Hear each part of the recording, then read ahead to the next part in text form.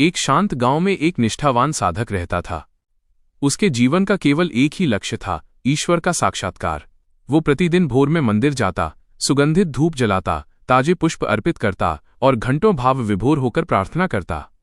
उसकी आंखों में बस एक ही प्यास थी, हे प्रभु, बस एक बार अपनी झलक दिखा दो। वर्ष बीतते गए पर उसकी व्याकुलता बढ़ती ही गई। वो अक्सर सोचता कि ईश्वर शायद किसी पर्वत की चोटी पर हैं, किसी प्राचीन मूर्ति में छिपे हैं या किसी सुदूर दिव्यलोक में विराजमान हैं। वह ईश्वर को बाहर खोजने के अथक प्रयास में स्वयं को थका चुका था। एक दिन उस साधक की भेंट एक तेजस्वी वृद्ध संत से हुई। साधक ने अपनी व्यथा उनके चरणों में रख दी। महाराज, मैंने तप किया, व्रत रखे और निरंतर पूजा की, पर ईश्वर के दर्शन न हुए। क्या मेरी भक्ति में कोई कमी है?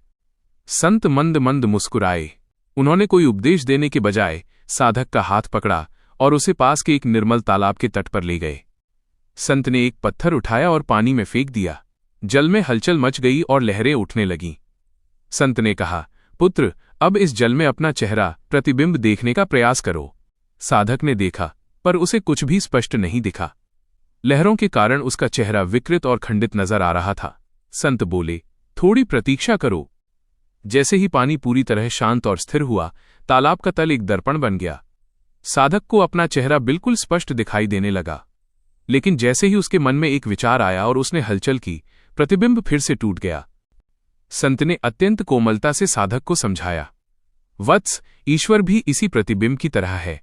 जब तक तुम्हारे मन के भीतर कामनाओं, इच्छाओं और विकारों की लहरें उठती रहेंगी, तुम्हारा चित्त अशांत रहेगा और अशांत मन में परमात्मा की छवि कभी अंकित नहीं हो सकती।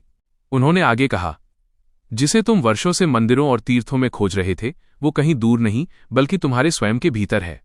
जिस दिन तुम्हारा मन निर्विकार और शांत होगा, उस दिन तुम्हें अनुभव होगा कि जिसे तुम ढूंढ रहे हो, वो तो सदा से तुम्हारे भीतर ही बैठा था। साधक की चेतना जागृत हो गई। उसकी वर्षों की भटकन एक क्षण में समाप्त हो गई। उसे समझ आ गया कि भक्ति केवल हाथ जोड़ने में नहीं, बल्कि मन को शांत करने में है।